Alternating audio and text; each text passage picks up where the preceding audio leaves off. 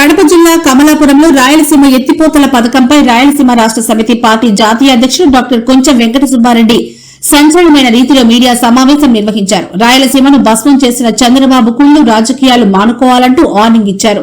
గత ప్రభుత్వం Rayalaseema lift project పథకాన్ని ప్రారంభించిందని, ఇప్పటికే దాదాపు 900 కోట్ల రూపాయలకు పైగా ఖర్చు చేశారని, ఇది ముమ్మాటికి ఆంధ్రప్రదేశ్ మరియు రాయలసీమ ప్రాంత ప్రజల ప్రజాదరమని ఆయన స్పష్టం చేశారు. గత ప్రభుత్వంలో ప్రారంభించిన ముఖ్యంగా రాయలసీమకు ప్రాణ ప్రధాని వంటి రాయలసీమ లిఫ్ట్ ప్రాజెక్టు ఏ లెక్కన పనులు ఆపారంటూ ఆయన నిలదీశారు. దీనికంటే పనులు ఆపడానికి కేబినెట్ ఆమోదం ఉందా, దీనికి సంబంధించి అసెంబ్లీ ఆమోదం ఉన్నదా, ఆంధ్రప్రదేశ్ కౌన్సిల్ ఆమోదం ఉందా అంటూ ప్రశ్నల వర్షం కురిపించారు. తెలంగాణ ముఖ్యమంత్రి రేవంత్ రెడ్డి తెలంగాణ అసెంబ్లీలో చంద్రబాబు నాయుడుతో ఏకాంతంగా మాట్లాడి పనులు ఆపేయించారని చెప్పారు. ఇది ముమ్మాటికి రాయలసీమ ప్రజలకు తీవ్ర అవమానం కాదా?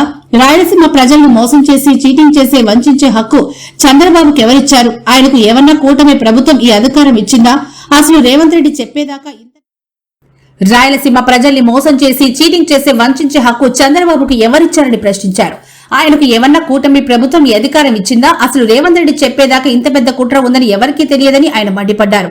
రాయలసీమ లిఫ్ట్ ఇరిగేషన్ ప్రాజెక్టు పనులు ఆపేస్తే ఖర్చు పెట్టిన కోట్లాది రూపాయలు వాళ్ళ జేబుల నుంచి కడతారా? అసలు పనులను ఆపి ప్రాజెక్టు రద్దు చేసే కుట్ర ఎందుకు చేస్తున్నారు? ఇందులో 2 రాష్ట్రాల ముఖ్యమంత్రుల మధ్య ఉన్న లాలూచి ఏమిటి? దీన్ని బహిర్గతం చేయాలంటూ డాక్టర్ కొంచెం వెంకట సుబ్బారెడ్డి సవాల్ చేశారు.